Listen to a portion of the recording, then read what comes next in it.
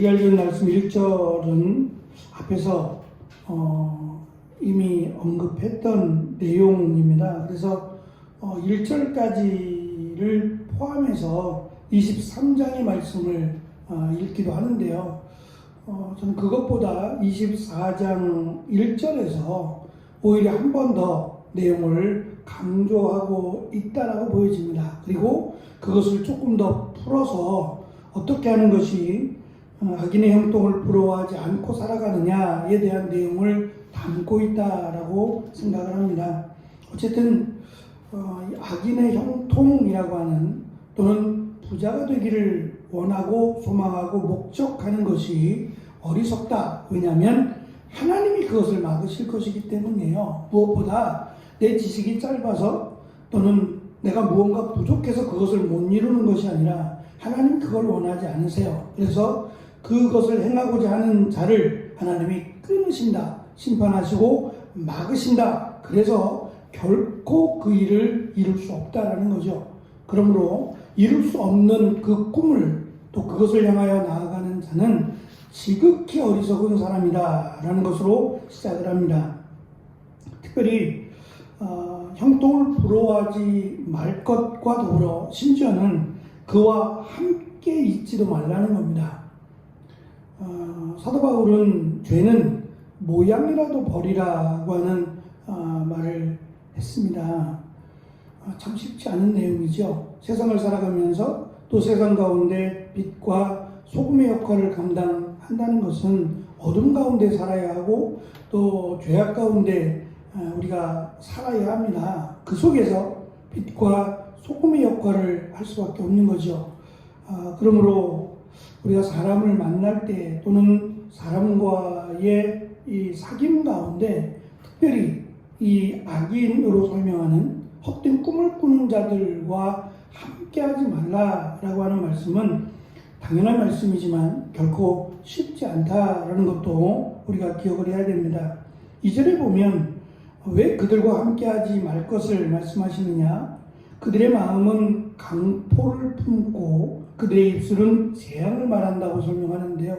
강포를 품는다는 내용은 그들이 자기의 목적을 이루기 위해서 연약한 자 또는 다른 사람의 것을 착취하기 때문이라는 거예요. 합력하여 선을 이루는 것이 아니라 자신의 뜻을 위해서, 자신의 뜻을 이루기 위해서라면 수단과 방법을 가리지 않는 그들의 악함 때문에 함께 어울리지 말 것을, 그리고 그들의 입술은 하나님의 말씀이 아니라 자신의 뜻을 이루고자 하는 죄악이 성행하기 때문에 그들과 함께하지 말라고 권면합니다. 3절과 4절은 집과 그 방에 너희들이 꿈꾸고 소망하는 것들이 채워질 때에 이 불의한 것들로 채워지는 게 아니라 지식과 명철로 집이 채워지고 방이 채워진다라는 것을 설명하고 5절과 6절은 전쟁을 비유적으로 설명하면서 전쟁에서 이기고 지는 것은 군사력이나 또는 작전에 의한 것이 아니라 오히려 지혜로 말미암아 전쟁에서 승리한다는 내용인데요. 이 내용이 묶어지면 결국은 전쟁이라는 것을 통해서 모든 것을 잃습니다. 오히려 많은 것을 가진 자가 먼저 죽임을 당하게 되죠. 그래서 이것을 지키고 또 이것을 내가 가질 수 있는 것은 이 전쟁이라고 하는 것을 통해서 모든 것을 잃어버리니까 그 전쟁에서 이기려면 결국은 지혜가 필요하다. 그 지혜는 하나님이 그 지혜로운 자를 붙들어 주시고 앞에서 쭉 살펴보았던 것처럼 보호하신다라는 내용으로 연결해 갑니다. 7절의 말씀은 이렇게 번역이 되어야 됩니다. 미련한 자에게 지혜는 너무 높나니 그는 성문에서 입을 닫은 채 있어야 할 것이니라 하는 말씀인데요. 미련한 자는 지혜를 구하는 게 아니라 자신의 생각을 관철시키기 위해서 노력한다는 겁니다. 특별히 성문에서라고 하는 말은 우리가 룻기에서 살펴볼 때 보아스가 이들을, 그러니까 이 나오미와 룻을 면해주자라는 얘기를 하자는 거예요. 감면해주자 또는 탕감해주자. 아직도 많이 남아있지만 그것을 가장 가까운 근족 아무개라고 하는 사람에게 물어보고 그가 나는 하지 않겠다 라고 하는 것을 성문에서 장로들과 함께 지도자들과 함께 논의하고 그 자리에서 내가 하겠다, 내가 감당하겠다 라고 선포하게 되죠. 성문이라고 하는 것은 가장 당시에 그 지역에 가장 지도자들이 모여서 논의하던 곳이에요. 그것이 성문이었기 때문에 성문에서 그가 뭐 전쟁에 관한 부분이나 또는 심각한 일을 논의할 때에 이 미련한 자가 그 성문 앞에서 아무리 떠든들 누가 그의 말에 귀담아 듣겠냐 말이에요. 귀담아 들으면 오히려 위험해지죠. 그래서 그는 성문에서 입을 닫아야 될 것이다. 다른 사람의 말에 귀를 기울이고 아무런 말도 하지 말라고 말씀합니다. 8절과 9절의 말씀은 늘 악한 일만 꾀하는 사람은 이간질꾼이라고 불린다.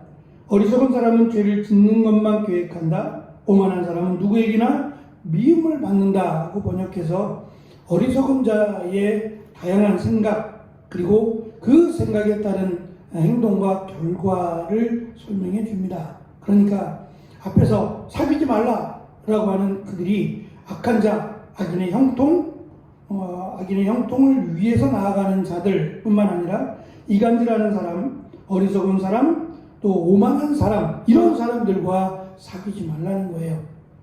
뜻을 같이 하지 말라는 거고 그들을 부러워하지 말라고 권면합니다. 그리고 이어지는 10절과 11절에서 지혜로운 자라고 소개하면서 그들의 세 가지의 생각과 행동을 강조하는데 이게 좀 놀랍습니다. 왜냐하면 전혀 예상치 못한 일들로 이렇게 지혜로운 자는 이렇게 행동하고 이렇게 힘쓰라고 권면하고 있기 때문인데요. 첫째는 어려운 일을 당할 때 낙심하지 말라는 겁니다. 그게 뭐냐? 무슨 어려운 일이냐? 라고 하면 이어지는 두 번째입니다. 죽을 자리로 끌려가는 사람을 건져주고 살해될 사람을 돕는데 인색하지 말라는 거예요. 근데 이 일을 진행하다가 어려움을 당하면 또 자기에게 불이익이 올 때 포기하지 말라는 거죠. 오히려 더 적극적으로 나서서 이 일을 감당하라는 겁니다. 이 말은 죄를 짓고 사형장으로 끌려가는 사람을 구하라는 의미가 아닙니다. 그것은 지혜로운 자의 모습은 아니죠. 그게 아니라 억울한 일로 억울하게 자신의 잘못이 아님에도 불구하고 오판이죠. 재판을 잘못하거나 억울하게 사형장으로 끌려가는 일이 있거든. 적극적으로 나서서 그 사람을 건져내도록 힘쓰라는 거예요. 그게 지혜로운 자의 모습이라는 겁니다. 벌써 오래전 일인데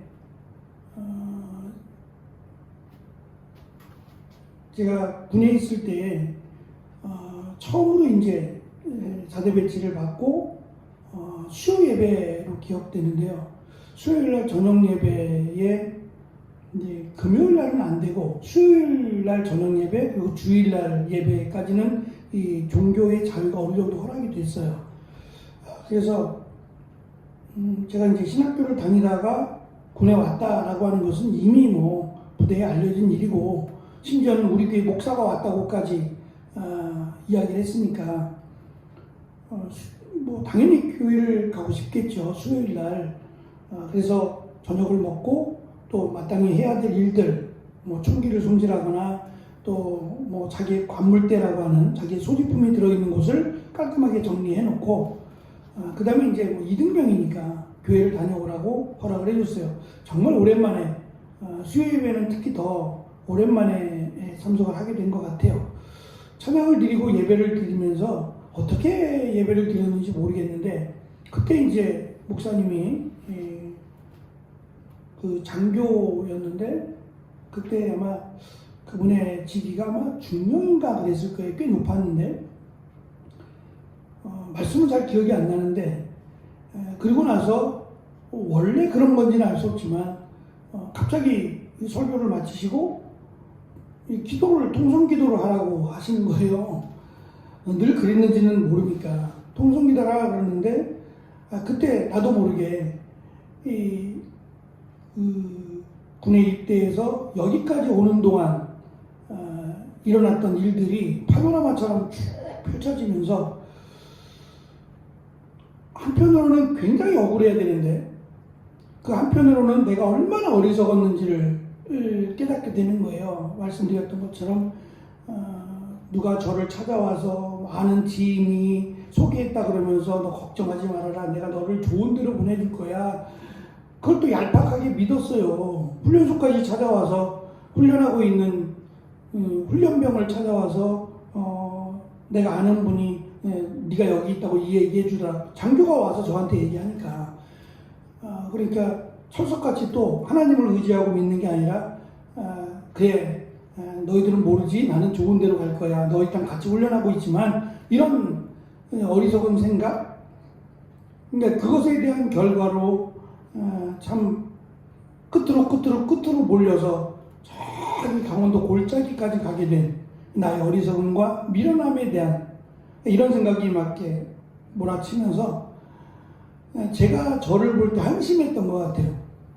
한심하고 죄송하고 그러면서 이제 기도하는데 막 눈물도 나오고 막 서글퍼서 우는 게 아니라 내 자신이 너무 한심해서 울었던 것 같아요. 근데 그때는 뭐 경황도 없었고 내 옆에 누가 있는지 그걸 뭐 살펴볼 겨를이 어디 있겠어요. 이등병이고 긴장돼 있고 막 이런 상황에서 교회라고 하는 특수한 상황이 오히려 마음의 안정이 되었던 것 같은데 잠깐이에요. 뭐 길게 기도한 것도 아니고 한 2, 3분 정도 기도한 것 같아요. 그 짧은 시간인데 기도를 하고 났는데 누가 옆에서 제 옆에 앉았던 것 같아요. 앉아서 제 어깨를 이렇게 툭툭툭 쳐주는 거예요. 좀 이렇게 안쓰러웠던 거죠. 그분 딴에는 엄마가 보고 싶어서 이등병이 엄마가 보고 싶어서 그런가 보다 그렇게 오해를 했던 것 같아요. 이게 어깨를 툭툭 치면서 힘내라고 해주더라고요. 나중에 알고 봤더니 그 교회가 바로 헌병대하고 붙어 있어요. 길이 교회 바로 옆길이 언덕위에 교회가 있었는데 그 옆에 바로 이렇게 길로 넘어가면 문이 하나 있어서 문으로 들어가면 바로 헌병대예요. 근데 그 헌병대에서 법 공부하다 온 병장이에요. 같은 이제 교사로 있었는데 법을 공부하던 병장이 헌병대인데 이분도 이제 신앙이 있어서 예배에 참석했다가 짝대기 하나를 갖고 있는 이등병이 옆에서 우니까 다양한 생각이 들었겠죠. 그러면서 토닥거리다가 나중에 이제 주일날 교회에서 만나게 됐어요. 근데 이 친구가 아니죠. 병장이고 저는 이등병이었으니까 저를 보고 교회에서 또 열심히 하는 것을 보고 이 군단장 표창을 해줬어요. 그리고 군대 간 지 얼마 안 돼서 이제 포상휴가를 나오게 되는데 그때 제가 느낀 느낌이 뭐냐면 어느 정도의 힘과 이 권력을 가진 자에 대한 생각이에요. 사실 제가 뭐 특별한 일을 한 게 뭐가 있겠어요. 이등병이 뭐 표창 받을 일이 얼마나 있겠어요. 근데 이분이 이제 여러 가지 일들로 건의도 하고 이래서 그 별 3개의 군단장 표창을 받으니 이게 보통 일이 아니어서 부대장이 와서 너 뭔 일 했냐고 무슨 일 있었냐고 네가 어떻게 군단장 표창을 받냐고 이렇게 말할 정도로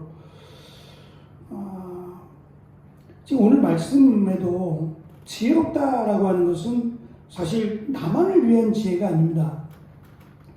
나를 위한 지혜도 필요하지만 오히려 연약한 사람, 도움이 필요한 사람을 위한 지혜를 사용하라는 거예요. 그게 하나님께서 주시는 지혜를 주신 또 다른 이유라는 거죠. 그러면서 맨 마지막 주시는 말씀이 하나님은 그의 마음을 읽으시고 각 사람의 행위대로 보응하신다는 거예요. 사람은 알아주지 않아요. 알아주지 않고 오히려 그 일 때문에 낙심이 될 수도 있어요. 하지만 하나님은 은밀한 중에 보시는 그 하나님께서 그가 하는 계획과 행위를 통해서 하나님 갚아주신다는 거예요. 외로워하지 말고 힘써서 그 일을 감당하라. 참 쉽지 않은 말씀이다라는 생각이 들었어요. 당장 눈앞에 이 일을 함으로 인해서 자신의 어떤 불이익이 올 수도 있음에도 불구하고 은밀한 중에 보시는 하나님께서 연약하고 부족한 자를 위해서 더욱 힘써서 억울한 일로 특별히 그가 죽음에 이르게 되는 그 일을 방관하지 마라. 적극적으로 나서서 그러한 일이 없도록 힘쓰라고, 그리고 그 일에 낙심하지 말고 오히려 더 힘내어서 은밀한 중에 보시는 하나님을 기억하고 나설 것을 권면하고 강조해 줍니다. 더 높은 뜻을 향해서 내 당장의 눈앞의 안목을 위해서 살아가지 말고 하나님의 영광, 그의 나라와 그의 의를 위해서 지혜를 사용하고 또 사람들에게 도움을 주는 그 일을 위해서 살아갈 것을 하나님은 그것을 보시고 아시고 갚으신다라는 내용으로 우리에게 권면합니다. 이 일에 쉽지 않지만 이 일에 우리가 조금 더 관심을 갖고 또 힘쓰며 살아가는 귀하고 복된 오늘이 되시기를 축원합니다. 기도하겠습니다.